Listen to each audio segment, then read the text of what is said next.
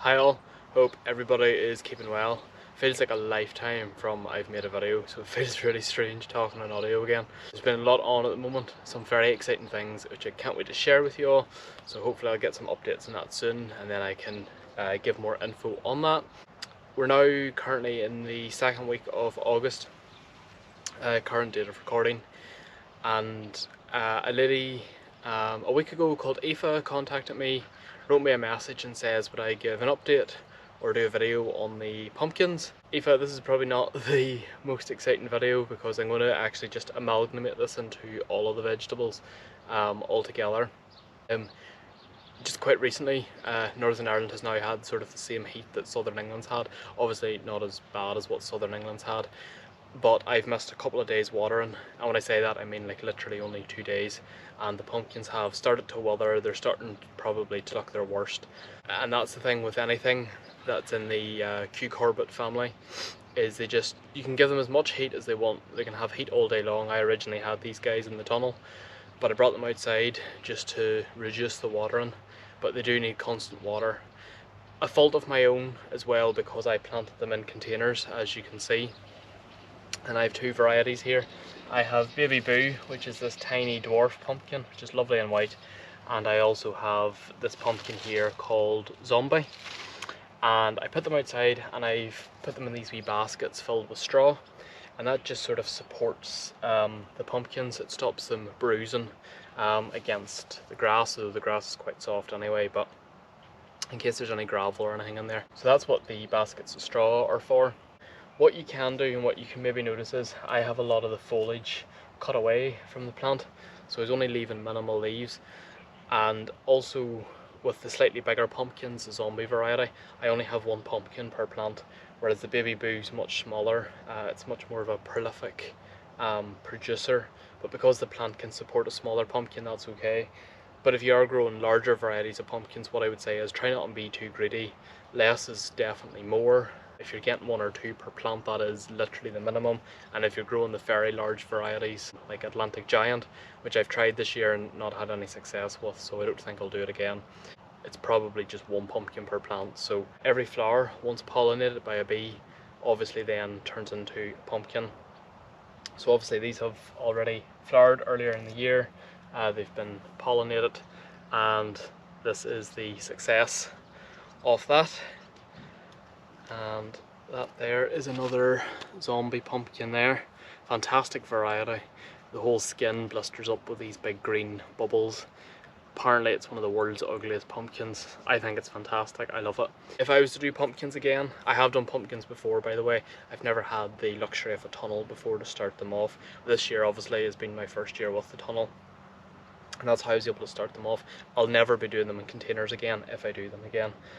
And I thought I would cheat the system a wee bit because the containers are mostly done in topsoil, and I thought that would have, it definitely has retained more nutrition within the pot, but it has made watering a more thirsty job, because soil in a sort of trapped container requires a lot of moisture all of the time. And I actually mulched the top of the pots with the straw also, one to keep slugs away whilst they were in the tunnel, because it has a rough surface. It sort of makes it more difficult for the slugs to work their way across, but also because it was actually retaining moisture. It was actually acting as a moisture hold on top of the soil, so whilst I was at work and stuff, they weren't drying out. So what I'm going to do is, although we're in August and we're not quite at Halloween yet, I'm going to call it quits. I'm going to cut all of the pumpkins off. I'm going to put them into this basket and I'm going to store them somewhere cool, very cool, and out of direct sun. So I think I will put them into the garage, and what I try and do is remove the pumpkins with some stems still on. And I'm not actually sure why you do that, but I think it's just to reduce them drying out too much. And then I'm placing them in the basket. If I can as well, I'm going to put them upside down, so stock side down. I read somewhere that they store much better if they're all upside down, apparently. So I'm not sure if that's true or not, don't hold me to it, but that's what I'm going to do. So something else that's done really well that I'm really happy with because remember, I'm the boy that was not going to grow veg, is the onions. So the onions are at their point where I'm going to dig them up. I'm going to set them out here for a couple of days just to sort of bake in the sun. I'm actually kind of looking forward now to getting the onions lifted, because I have a succession of lettuce and stuff in plug trays ready to go in. So I've got my next succession so ready to go. I'm really pleased with the whole process. I've really enjoyed this. I've got sweet corn, and that's almost ready, and peas, and parsnips. Also, I must actually just see if any of the peas are ready for eating. So I can't remember the rule. I think you tap the pod. Yeah, and if it makes that knocking noise, it's ready to go. So, oh yeah. Look at that. So simple. Like, this isn't even difficult. I don't know why I've never grown veg before.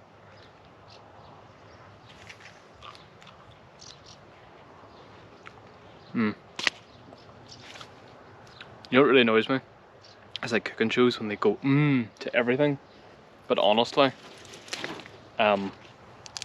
those are delicious. I'm not even a massive lover of peas in general, but yeah, they're lovely and sweet.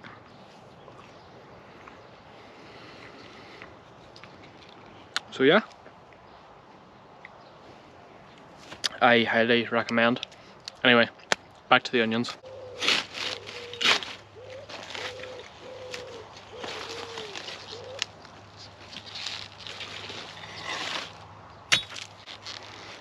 And just like that, oh, the smell. Like, I know what an onion smells like, but they just smell so much better. I don't know for why. Oh, well, obviously, because I've grown them myself, but yeah, I know they're not as large as what you get in supermarkets, but again, I'm really pleased with that.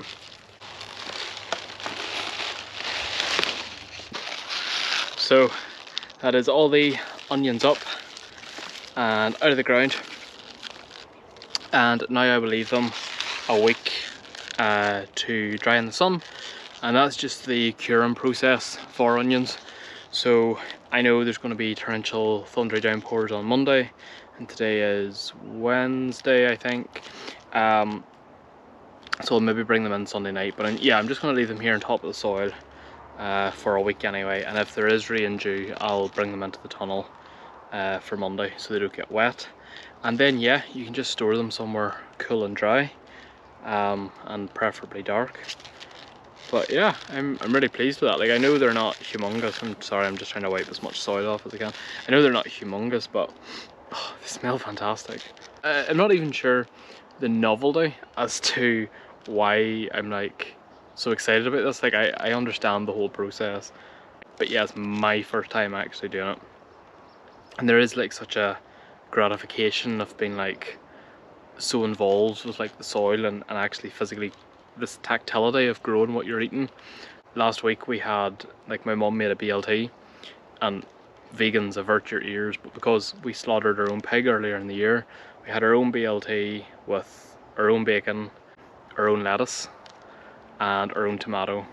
And like, something about that is crazy. Obviously, yes, I had to get the bread and like, haven't made the butter or anything, but still, it's like, it's kind of amazing that you can suddenly like grow a meal from your own house and it's all here. So yeah, I'm still like processing that, and for next year I kind of want to take this further now.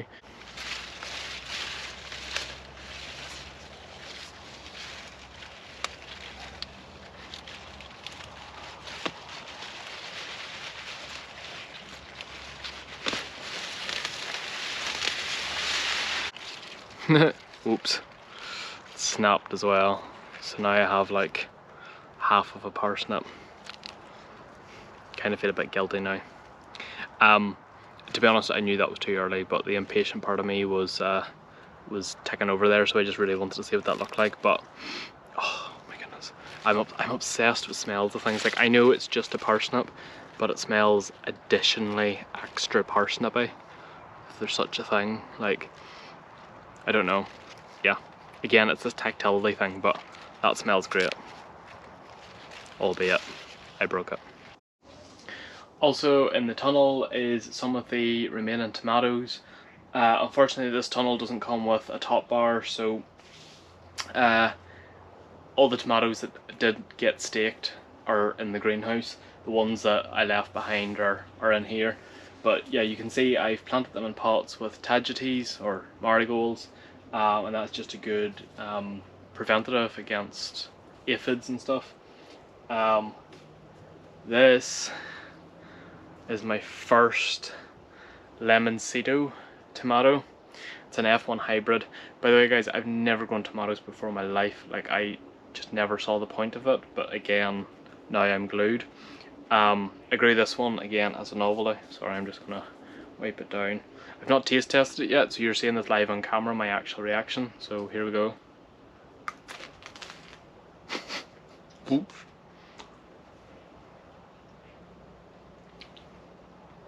Okay, so just like a normal tomato actually. Well, of course it does. But yeah, because it's yellow. The outer skin's still a bit firm, so I think they're maybe actually a couple of days off being ripe. It's harder to tell actually when they're yellow, because you don't know, you know, when they're red you know because they're all red, but with these ones you don't know if they're fully ripe or not, so I'm assuming they have to get additionally yellow. I don't know why I thought it was going to taste like lemon. Just because it's called Lemoncito. But no, a very good tomato. Okay, last but not least, this sorry looking tub is spuds and tubs. So potatoes, as I found out, do not like getting battered by the wind, and again, to try and save compost, I used topsoil. So a bit like my issue with the pumpkins, which were also in containers. Soil bakes quite easily, can also dry out quite easily, so you have to be on top of your watering game to make it possible. I don't have any faith, to be honest, in this tub that there's actual potatoes in here. There was lots of top growth earlier in the season, but let's find out. So again, I've not proof checked this. What you see is what you get, so whatever happens, happens here. I've no way of telling.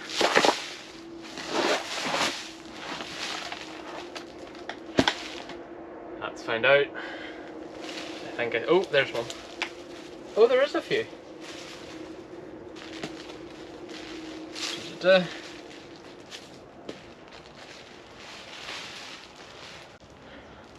Okay, so that kind of looks like quite a pitiful harvest. It's not the best, I'm not gonna lie. However, given the circumstances, given how badly wind battered they got, I was expecting that to be a tub of dirt. In the words of Johnny Depp, where's my tub of dirt? So they might be tiny. Hopefully they taste okay. They might make up in taste what they lack in size. Nothing there to be majorly overexcited about, however there's nothing there to be overly upset about either.